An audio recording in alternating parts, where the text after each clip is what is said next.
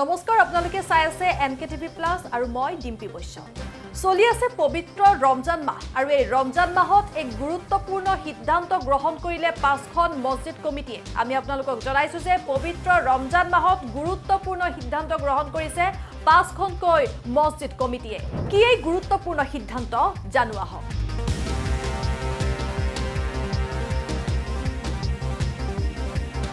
ৰাজহুৱা জানাজা আৰু কবৰস্থানৰ পৰা বঞ্চিত কৰা হ'ব ড্ৰাগছৰ লগত জড়িত লোকক ড্ৰাগছ মুক্ত সমাজ গঢ়াৰ লক্ষ্যৰে কঠোৰ সিদ্ধান্ত কাছাৰৰ কালাইনৰ পাঁচখন মছজিদ কমিটিৰ ৰাইজৰ সহযোগত লোৱা এই সিদ্ধান্ত অনুসৰি ড্ৰাগছৰ লগত জড়িত লোকৰ জানাজাত অংশগ্ৰহণ নকৰে মুছলমান সমাজে ৰাজহুৱা জানাজা আৰু কবৰস্থানৰ পৰা বঞ্চিত কৰা হ'ব ড্ৰাগছৰ লগত জড়িত লোকক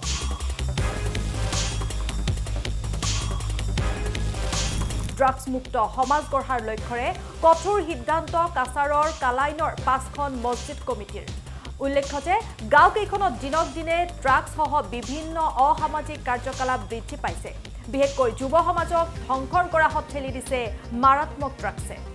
ড্ৰাগছৰ কবলত পৰি যুৱ প্ৰজন্মৰ একাংশই চুৰি কাৰ্যসহ বিভিন্ন অপৰাধজনিত কাণ্ড সংঘটিত কৰাও পৰিলক্ষিত হৈছে আৰক্ষীৰ প্ৰশাসনে ইয়াৰ বিৰুদ্ধে অভিযান অব্যাহত ৰাখিছে যদিও সমাজৰ পৰা ইয়াৰ প্ৰভাৱ নিৰ্মূল কৰিব পৰা নাই ড্ৰাগছৰ পৰা নিজ সমাজখনক ৰক্ষা কৰাৰ উদ্দেশ্যে যোৱানিশা কাছাৰৰ কালাইনৰ গাঁওকেইখনৰ পাঁচখন মছজিদ কমিটিৰ লগতে স্থানীয় ৰাইজসকল তাৰাবি নামাজৰ পাছত এক বৈঠকত মিলিত হয় আৰু বৈঠকত সিদ্ধান্ত গ্ৰহণ কৰে যে গাঁওকেইখনৰ যিসকল ব্যক্তি ড্ৰাগছ ক্ৰয় বিক্ৰী কৰাৰ লগতে অসামাজিক কাৰ্যকলাপৰ লগত জড়িত সেই ব্যক্তিসকলক সামাজিকভাৱে বহিষ্কাৰ কৰা হ'ব লগতে সেই পৰিয়ালৰ মৃত ব্যক্তিৰ জানাজা বা কোনো লোকৰ বিবাহ আদি কাৰ্যত সমাজৰ কোনেও অংশগ্ৰহণ নকৰে আনকি সেই লোকসকলক কবৰস্থানত কৰবস্ত কৰা নহ'ব বুলি সিদ্ধান্ত গ্ৰহণ কৰে পাঁচখন মছজিদ কমিটি সহ স্থানীয় লোকে ড্ৰাগছ মুক্ত সমাজ গঢ়াৰ লক্ষ্যৰে তেওঁলোকে গ্ৰহণ কৰা এই সিদ্ধান্তসমূহ জিলা প্ৰশাসন সহ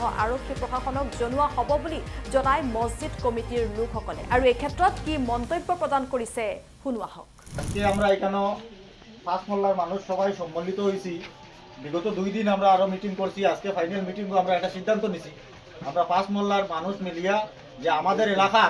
যেভাবে ড্রাগস মদ এবং চুরি বাড়তেছে তার কারণে আমরা একটা পদক্ষেপ নিছি যে আমরা এলাকারে আমরা সমাজে সংস্কার করতে হইলে আমরা এই মহল্লা এই মানুষগুলো আমরা যদি জাগ্রত হই না যে আমরা সমাজে সংস্কার করতে পারতাম না তাই আমরা সবাই সিদ্ধান্ত লইছি যে আমরা মহল্লার ভিতরে যদি কোনো মানুষ এই সব কাজে লিপ্ত থাকে তাহলে প্রথমত আমরা সিদ্ধান্ত লইছি যে আমরা মহল্লা আমরা সমাজ থেকে তারা বহিষ্কার করবো এবং এই গোটা ফ্যামিলির মানুষের বহিষ্কার করবো আর এমনভাবে পদক্ষেপ নিমু যাতে এই ফ্যামিলির কোনো মানুষ যদি মৃত্যুবরণ করে মারা যায় তাহলে আমরা কবরস্থানও এই মানুষের জায়গা দেওয়া হইতো না আরও বিভিন্ন পদক্ষেপগুলো আমরা সমাজে লইব এই মানুষের কোনো বিপদাপদে আমরা যাইতাম না এই মানুষকে আমরা বাড়ি করে আইতে দিতাম না এবং আমরা প্রশাসনের সাহায্য লইমু কাছাড়ের এসপি মহোদয় থেকে লইয়া আমরা খালাইনের ওসি স্যার থেকে লইয়া সবর লগে আমরা সহযোগিতা করবো